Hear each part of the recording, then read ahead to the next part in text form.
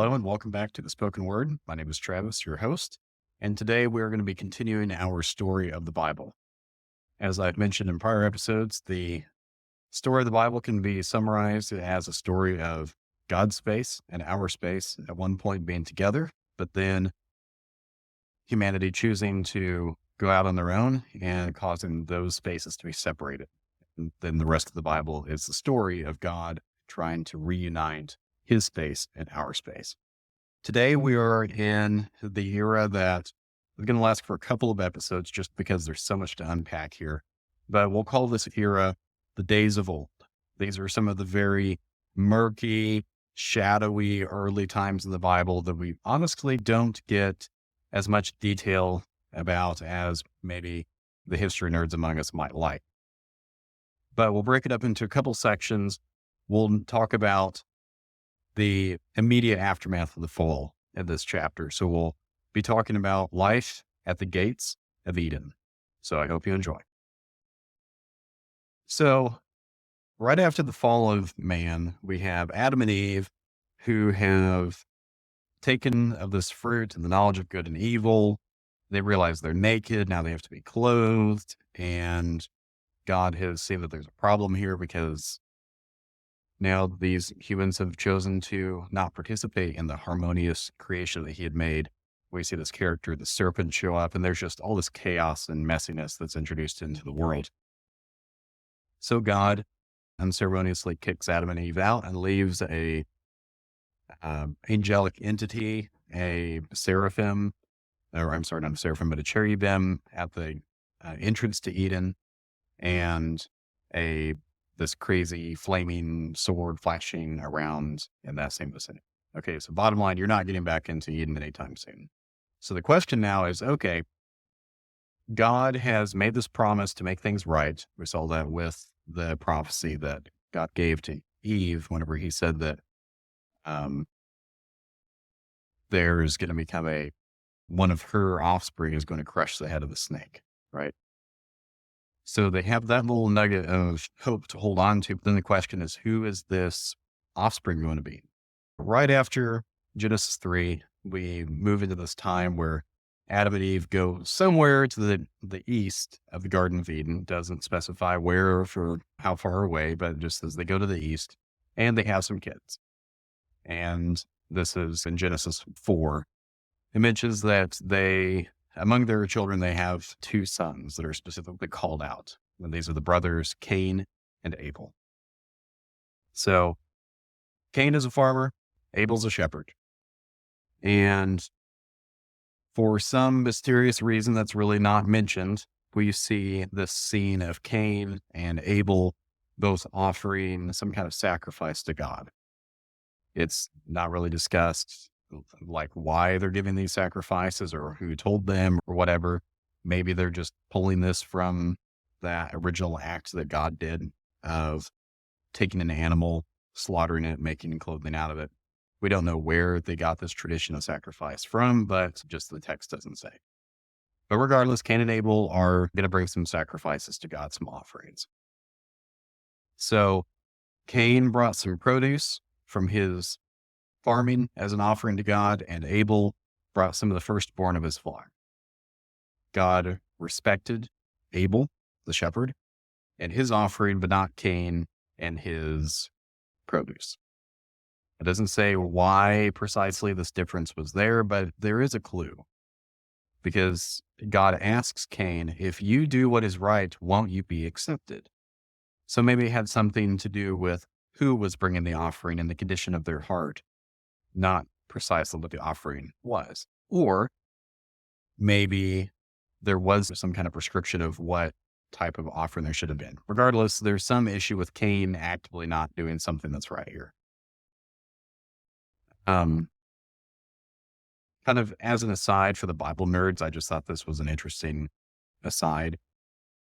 There are evidently some Jewish traditions that hold that these sacrifices were being made right there on the path to Eden with the cherubim and the sword right there. Think about how if that's an accurate picture, think about how that kind of colors all those weird laws that you'll see later on in the Old Testament about bringing grain and food and animals to the temple, to the little miniature Garden of Eden that people had constructed. We see all of those later kind of sacrificial rites, grain offerings, food offerings, that sort of stuff. All of that kind of has some prototype right here. So this whole story actually gives us the origin of sacrifices and offerings. It wasn't just something that people came up with.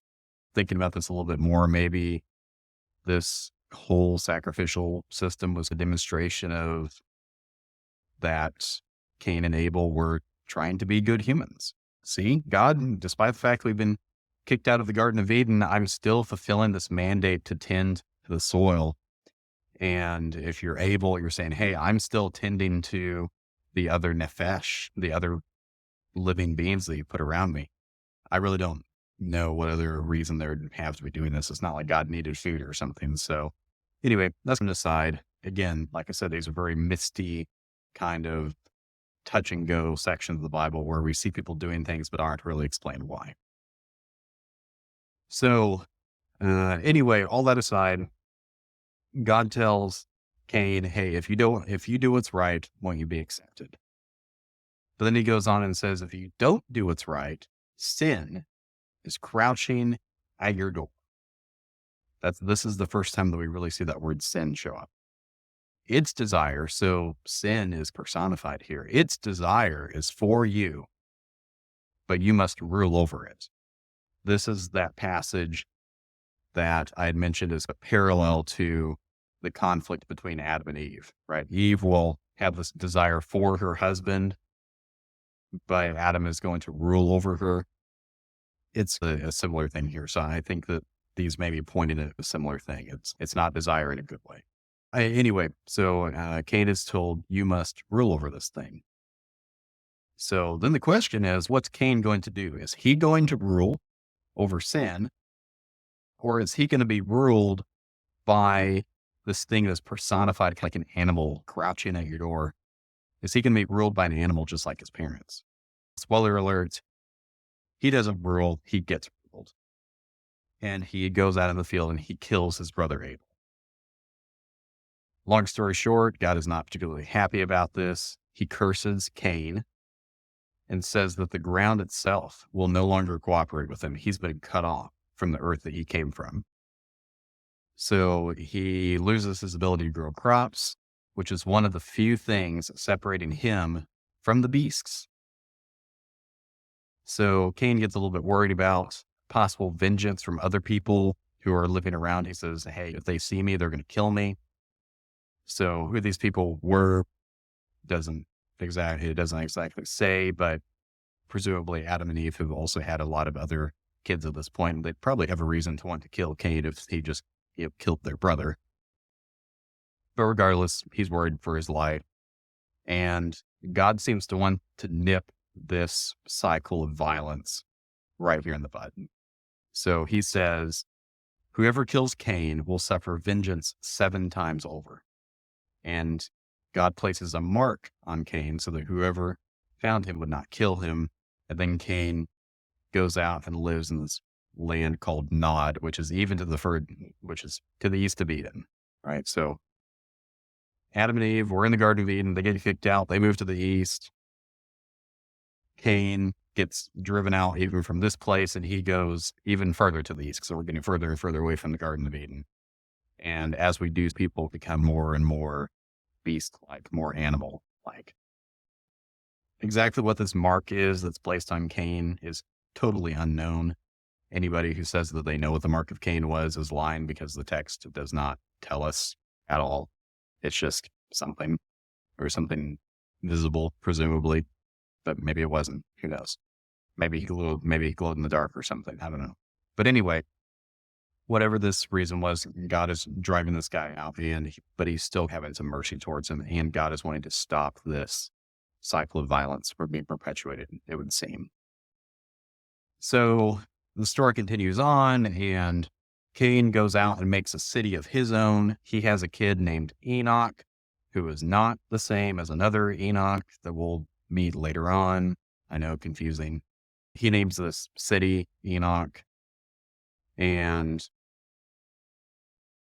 there, further on down in the genealogic tree, there's a guy named Lamech, who is the first guy to really demonstrate this conflict of ruling over women, because he is the first person to have more than one wife that's recorded here in scripture.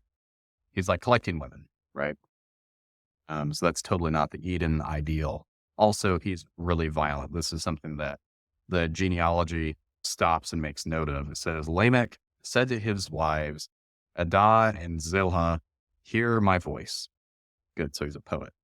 Wives of Lamech, pay attention to my words, for I have killed a man for wounding me, a young man for striking me. If Cain is to be avenged 7 times over, then for Lamech, it will be 77 times. Right? So this guy is just an animal of a human, right? Somebody smacks him and then he kills the kid. And he's proud of it. And he says, hey, you know what? If Cain did his thing and he gets protection by God and can't be avenged, then I should be, then even so more for me. Another kind of aside that we see here in the genealogy that happens during these passages, we see a couple of sons of Lamech who are singled out and are interesting characters. One guy is named Tubal-Cain, and he made bronze and iron tools.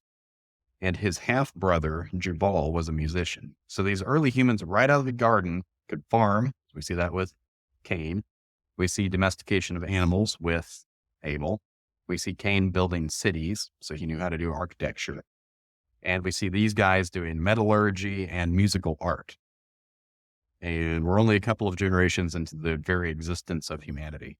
This story is presenting a history that is seriously at odds with our kind of modern approach. I think people were hunter-gatherers initially, and then evolved up the ladder and figured out how to farm and build cities and all that kind of stuff. So this is saying that right out of the gate, people had a lot of these skills that today we tend to think took thousands and thousands of years of trial and error to figure out. The whole caveman picture is not really compatible with this narrative. And again, I get no sense here that this account believes itself to be anything but a historical narrative. So if it's not a historical narrative, we would have to come at that from outside of the text, because I think just reading this, it presents itself in a way where it wants us to understand this as a historical narrative. Okay. So that's scene. We see Cain descending into this beastliness, and we see him devolving as a person, and it just, his whole line and culture that he starts making is just one of violence and corruption. And it just gets worse and worse. So that's the world of that Cain and his descendants are in. Cast against that is this little line where it says, Adam was intimate with his wife again, and she gave birth to a son and named him Seth. For she said, God has given me another offspring in place of Abel, since Cain killed him. And a son was born to Seth also, and he named him Enosh. At that time, people began to call on the name of the Lord. So that's the closing remarks of Genesis chapter 4. So we see all of this chaos being brought about by Cain and his line, and then we see that guy obviously wasn't the one to strike the head of the serpent, and Abel's dead, but maybe the Seth guy will do something for us, right? So we're given that little nugget of hope. But you move on to Genesis 5, and you see the genealogy from Adam down through Seth's line, all the way to a guy named Noah, who we'll talk about in the next episode, or maybe the one after that, but later on. And you do get a little ray of hope in Seth's line for, maybe this guy is going to be the serpent crusher, with a guy named Enoch. So not the same Enoch that came from Cain's line. This is Enoch from Seth's line. And it just makes a footnote and says that this guy walked with God until God, quote, took him, quote, away. Mysterious. No idea what that means. He just kind of poof and gone. We also see here in Genesis 5 that people had ridiculously long lifespans. Some are longer, some are shorter. The numbers are random. Sometimes they go up, sometimes they go down, but they're on the scale of 6, 7, 8, 900 years of living time here. And again, this is one of those things that kind of this randomness of age leads me to think that this is a historical text taking itself seriously. The very kind of heading of Genesis 5 says, this is the record of Adam and his descendants. So it's not really pretending to be anything other than just a genealogic record. Okay. So that is the story so far, like right here from just right here on the outskirts of Eden, we have humanity still just not getting it right, devolving, murdering each other, collecting women for property. It's just bad stuff. But there is this other line of humans where there's a couple of little sprigs of hope that shoot up every once in a while through the line of Seth. So in this era, we're going to be moving on to a couple of other points, but that's it for now.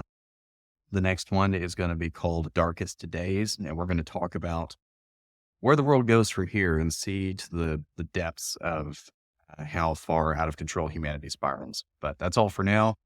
So thanks for listening. Hope you learned something and enjoyed it. And God bless.